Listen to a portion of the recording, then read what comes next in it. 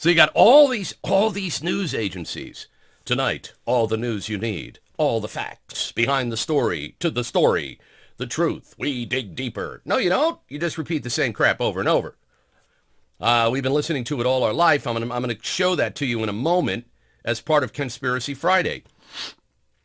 But if we can, let us return to Catherine Herridge. There's a great quote from Edward R. Murrow, and if you don't know him, look him up. Anyone who is not confused really doesn't understand the situation. I think it's a brilliant quote, and I am proud that there are days that I don't have the answers, personally. That's why I enjoy that quote, because that's a realistic quote. If you have a narrative, you show up anywhere, and you're ready to load up a lie and disseminate it.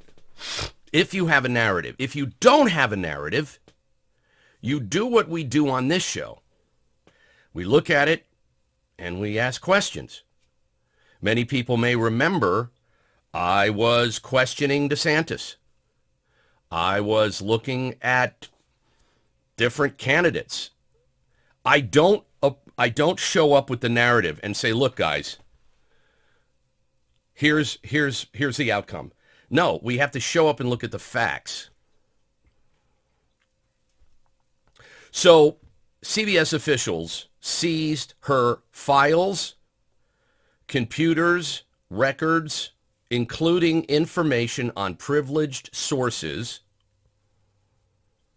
This is what CBS did to Catherine Herridge, okay? Now, you might remember Catherine was exposing all kinds of stuff that the mainstream media is paid not to talk about.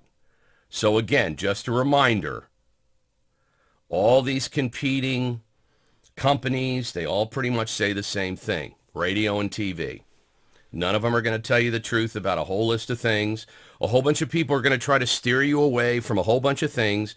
Catherine Herridge was not that way.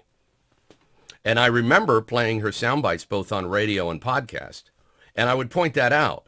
I would say often, and you may remember, how is this woman still at CBS? Because CBS is such a bunch of hacks. I think most major networks have a token reporter that does really, really good work. So when anybody says, you guys are biased, they can point to, well, Catherine Herridge is telling the truth. But I think her truth got just too hot and too big. So she was very, very up in the Biden's grill and exposing Hunter Biden. She was one of the first people that said, no, it's not Russian disinformation. The hard drive's real. I've seen it. And people at CBS probably went,